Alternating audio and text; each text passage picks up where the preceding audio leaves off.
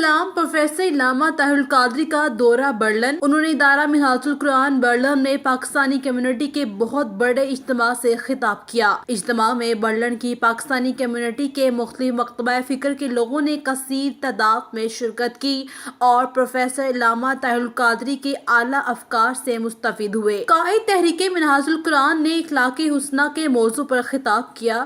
انہوں نے کہا، بہترین ایمان کس کا ہے؟ یہ حدیث تھی جو پہلی بیان کی کہ دین کیا ہے۔ یہاں تک یہ بیان تھا کہ دین کیا ہے۔ اب آگے بڑھ رہا ہے۔ اب آقا علیہ السلام سے پوچھا گیا، یا رسول اللہ دین کی سمجھ تو آ گئی۔ اب کسی نے پوچھا، یا رسول اللہ سب سے بہترین اعلیٰ اور افضل ایمان کس کا ہے؟ مولانا صاحب آپ آگے بڑھیے۔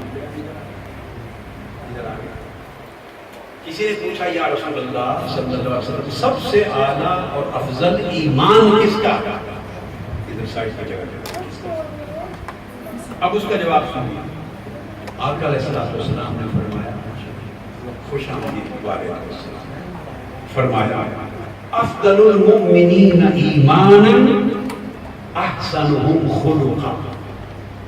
سامعین نے بڑی توجہ کے ساتھ ڈاکٹر پروفیسر طاہر القادری کے خطاب کو سنا۔ تقریب کا آغاز تلاوت قرآن پاک سے ہوا، جس کی سعادت علامہ حامد رضا نے حاصل کی، اور نعت رسول مقبول صلی اللہ علیہ وآلہ وسلم کی سعادت حاجی محمد ارشد نے حاصل کی، جبکہ ڈاکٹر پروفیسر طاہر القادری کے ہمراہ اسٹیج پر ادارہ منہاج القرآن برلن کے صدر میاں عمران، چودھری محمد صدیق، قاری طارق، بلال اوپل، چودھری محمد ارشاد اور علامہ حسن محی الدین تشریف فرما تھے۔ پروگرام کے انتظامات میں چودھری خضر حیات تارڑ اور شیخ صلاح الدین محترق نظر آئے۔ رپورٹ چودھری الیاس ٹانڈا، جذبہ نیوز برلن۔